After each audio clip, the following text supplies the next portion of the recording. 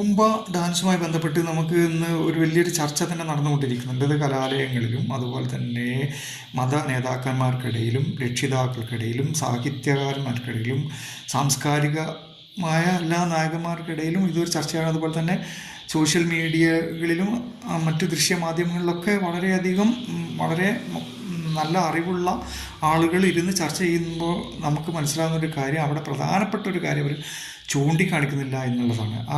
അതുകൊണ്ടാണ് ഞാൻ അത് പറയാൻ ആഗ്രഹിക്കുന്നത്. അവിടെ യഥാർത്ഥത്തിൽ ഇത് സൂംബ ഇവിടെ കൊണ്ടുവരാനുള്ള പ്രധാന കാരണം കുട്ടികൾക്കിടയിലുള്ള ഡ്രഗ് അഡിക്ഷൻ ഒഴിവാക്കാനാണ്. കുട്ടികൾക്കിടയിൽ ഡ്രഗ് അഡിക്ഷൻ ഉണ്ടാകുന്നതിൻ്റെ കാരണം അവർക്ക് മാനസികമായ പല സ്ട്രെസ്സും അനുഭവിക്കുന്നുണ്ട്. ആ സ്ട്രെസ്സിന് റിലാക്സേഷൻ കിട്ടാൻ സൂംബ ഉപകരിക്കും എന്നുള്ളത് കൊണ്ടാണ് അത് കൊണ്ടുവരുന്നതെന്നാണ് പ്രധാനമായിട്ട് അതിന് പറഞ്ഞ കാരണം.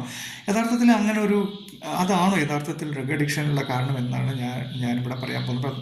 നമ്മൾ സൈക്കോളജിക്കലി നമ്മൾ നോക്കുകയാണ്, അഡോളസൻസ് പീരീഡിലുള്ള കുട്ടികളിലാണ് അധികം ഡ്രഗ് അഡിക്ഷൻ ഉണ്ടാകുന്നത്. അതിൻ്റെ പ്രധാന കാരണം സ്ട്രെസ്സാണെന്ന് ആരാണ് പറഞ്ഞതെന്ന് എനിക്ക് മനസ്സിലാകുന്നില്ല. യഥാർത്ഥത്തിൽ ഈ പ്രായത്തിലുള്ള കുട്ടികൾക്ക് അങ്ങനെ ഒരു സ്ട്രെസ് ഉണ്ടോ?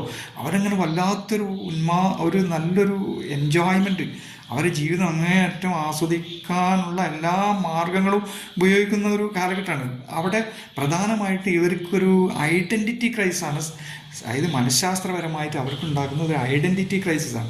ഐഡൻറ്റിറ്റി ക്രൈസിസ്, അതായത് ഹൂ ആം ഐ എന്നുള്ളൊരു ക്വസ്റ്റ്യനാണ് പലപ്പോഴും ഈ കുട്ടികളുടെ മുമ്പിലുള്ളത്. ഹൂ ആം ഐ, അതായത് പലപ്പോഴും അവരുടെ മറ്റുള്ള ആൾക്കാരുടെ ഇടയിൽ, സമൂഹത്തിൻ്റെ ഇടയിൽ നമുക്കൊരു ഐഡൻറ്റിറ്റി സൃഷ്ടിക്കാനാണ് അവർ ഈ കാലഘട്ടത്തിൽ പ്രധാനമായി ശ്രമിക്കുന്നതാണ് എല്ലാ മനഃശാസ്ത്രജ്ഞന്മാരും പറഞ്ഞിട്ടുള്ളത്.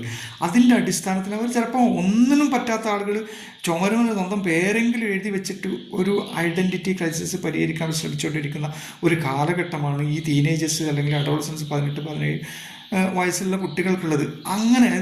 അങ്ങനെ വരുമ്പോൾ ഇവർ ഈ സാഹചര്യത്തിൽ ഇവർക്കുണ്ടാകുന്ന ഒരു മാനസിക അവസ്ഥ എന്താ വെച്ചാൽ, ഇങ്ങനെ ഡ്രഗിലൊക്കെ പോയി, അതായത് ഡ്രഗ്സൊക്കെ ഉപയോഗിച്ച് കഴിഞ്ഞാൽ നമുക്കൊരു വ്യക്തിത്വം ഉണ്ടാവുള്ളൂ, മറ്റുള്ള ഇടയിൽ നമുക്കൊരു നിലയും വിലയും ഉണ്ടാവുള്ളൂ, നമുക്കൊരു ഐഡൻറ്റിറ്റി ഉണ്ടാവുകയുള്ളൂ എന്നുള്ളതാണ് ഇതിൻ്റെ പ്രധാന കാരണം.